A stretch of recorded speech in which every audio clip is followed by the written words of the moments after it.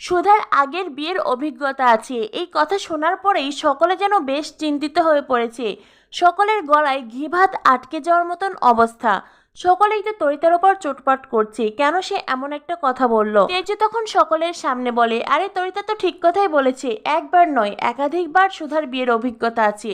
এই কথা শুনে সকলের মুখ আরো হা হয়ে গেছে। তেজ বলে, কিন্তু তোমরা ভুল ভাবছো। আমি বলছি সুধার আগে অনেক বিয়ের অভিজ্ঞতা আছে, মানে ও অনেককে বিয়ে দিয়েছে।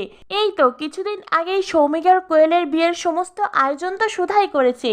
এই কথা শুনেই পরিবারের সকলে যেন স্বস্তি ফিরে পায়। তেজের বাবা তরিতাকে বলে, এতটা বয়স হয়ে গেল অথচ এখনো ঠিকঠাক কথা বলতে শিখলে না।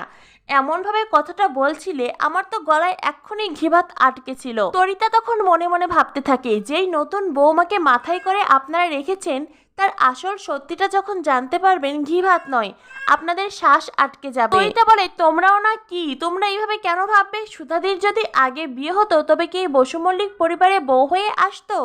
তেজের বাবা বলেন, তাও তো ঠিক কথা, সেটা কখনোই নয়। তেজ যদি কোনো ডিভোর্সি মেয়েকে এই বাড়িতে বউ করেও নিয়ে আসতো, মা না এই বাড়ির চৌকাট তাকে বেরোতে দিত, তার মুখ দেখতো, আর না আমি তার হাতে বেড়ে দেওয়া খাবার খেতাম। তেজের বাবার কথা শুনে সুধা খুব কষ্ট পায়। সুধা নিজেকে আর সামলে রাখতে পারে না। সুধা তখন তেজের বাবাকে বলে, আচ্ছা বাবা, এই সমাজে ডিভোর্সি মেয়ের ওপরই কেন সমস্ত কলঙ্কের বোঝা চাপে বলুন তো?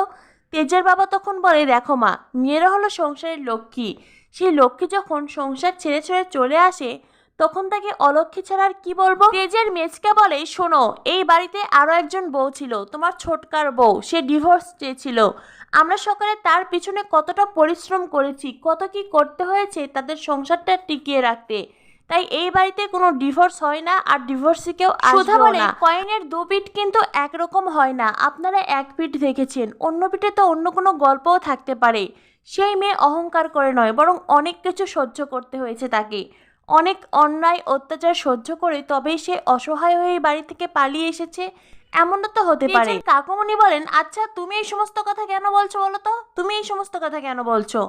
তেজের দাদু তখন বলে, তোমরা সবাই থামো, খাবার টেবিলে এই ধরনের অপ্রীতিকর কথা নাই বা হলো। এরপরেই তেজের দিদি সুধাকে বলে তেজের প্লেটে খাবার বেড়ে দিতে। সুধা তখন ঘি ভাতে তেজের প্লেটে দিতে চায়, আর সুধার হাত কাঁপতে থাকে। তেজ সুধার হাত ধরে ফেলে। জ্যোৎস্নাজি মনে মনে ভাবতে থাকে, এত সময় তো সুধা ঠিকই ছিল, তবে এখন আর হাত কাঁপছে কেন?